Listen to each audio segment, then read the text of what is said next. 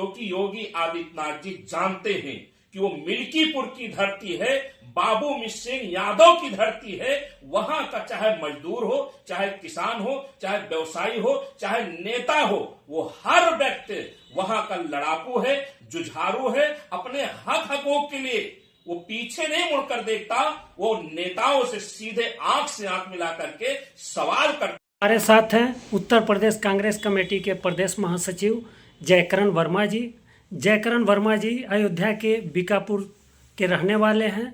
मिल्कीपुर उपचुनाव को लेकर के हम जयकरण वर्मा जी से बात करेंगे। जयकरण वर्मा जी, आपका बहुत बहुत स्वागत है।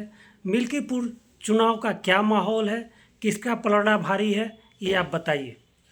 देखिए, आप मीडिया के साथी हैं, हमसे ज्यादा आप लोगों के बीच में चर्चा पर चर्चा बनने का काम है। जितना मिल्कीपुर में उत्साह है, उससे ज्यादा भारतीय जनता पार्टी के उत्साह को मीडिया के लोग दिखाने का काम कर रहे हैं। मैं सिर्फ इतना कहना चाहता हूं कि जितना आज मीडिया के साथी भारतीय जनता पार्टी का प्रचार प्रसार करने का काम कर रहे हैं, उससे उलट वहां की वास्तविक स्थिति है। स्थिति यह है कि उस सत्ता से मिल्कीपुर की जनता सवाल कर रही है, डट करके वो जवाब मांगती है।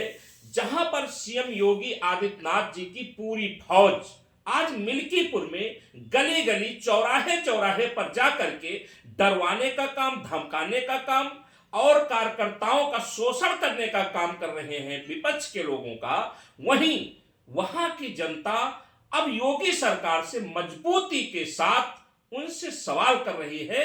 और उम्मीद यह है कि योगी आदित्यनाथ सहित पूरी भाजपा को यह पता है कि मिल्कीपुर में चुनाव जीतना भाजपा के लिए कितना मुश्किल रहा है। मिल्कीपुर सीट के चुनाव को लेकर के सीएम योगी अपनी प्रतिष्ठा से जोड़ लिए हैं।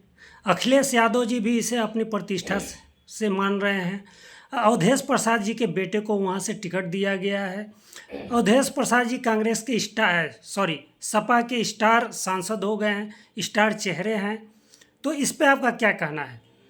देखिए, योगी आदित्यनाथ जी जिस प्रकार से लोग अपने मुख्यमंत्री कार्यालय में जाया करते हैं, ठीक उसी प्रकार हर हफ्ते हर चौथे दिन योगी आदित्यनाथ जी का अयोध्या दौरा होता है। उसका लक्ष्य और सिर्फ मिल्कीपुर चुनाव होता है। शायद इसीलिए मिल्कीपुर की डर उनको सता रही थी, जिसके नाते भारतीय जनता पार्टी की सरकार ने सारे विधानसभा उपचुनाव के साथ न करा करके इसको अलग कराने का निर्णय लिया, जो आज हो रहा है। लेकिन मैं इतना कहना चाहता हूं कि जिस प्रकार से योगी आदित्यनाथ की पूरी टीम, पूरी कमेटी वहां पर लगी हुई है, और इनके प्रतिष्ठा का सवाल इसलिए है क्योंकि योगी आदित्यनाथ जी जानते हैं कि वो मिल्कीपुर की धरती है, बाबू मिश्र यादव की धरती है। वहां का चाहे मजदूर हो, चाहे किसान हो, चाहे व्यवसायी हो, चाहे नेता हो, वो हर व्यक्ति वहां का लड़ाकू है, जुझारू है। अपने हक हकूक के लिए वो पीछे नहीं मुड़कर देखता, वो नेताओं से सीधे आंख से आंख मिला करके सवाल करता है, अपने हक के लिए सड़कों पर लड़ने का काम करता है। आज जिस प्रकार से आपने कहा अवधेश प्रसाद जी के बेटे अजीत प्रसाद को टिकट दिया सपा ने, अखिलेश यादव जी के लिए भी प्रतिष्ठा का सवाल है, निश्चित ही सवाल है, क्योंकि उपचुनाव हो रहा है तो सवाल निश्चित ही उठेगा और सबकी अपनी प्रतिष्ठाएं लगेंगी। लेकिन मेरा जहां तक मानना है, जहां तक मैं उस धरती को जानता हूं, वो मिल्कीपुर की धरती आज पूरी तरह से इंडिया गठबंधन के प्रत्याशी अजीत प्रसाद को जिताने के लिए एक मुश्त खड़ी हुई है।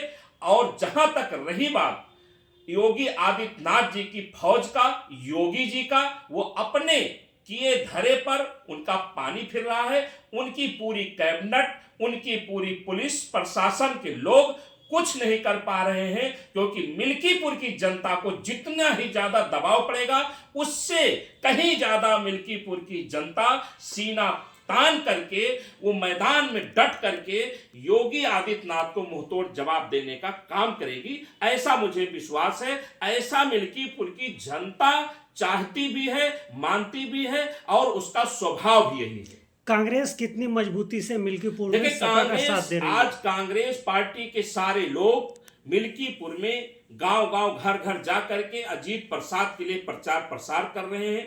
हमारी उनकी जो टोली है वो एक साथ चल करके एक संदेश गया है कि यहाँ इंडिया गठबंधन बड़ी ही मजबूती के साथ लड़ रहा। हमारे कांग्रेस के साथीगण सभी लोग एक साथ चल करके अजीत प्रसाद के लिए वोट मांगने का काम कर रहे हैं। बहुत बहुत धन्यवाद।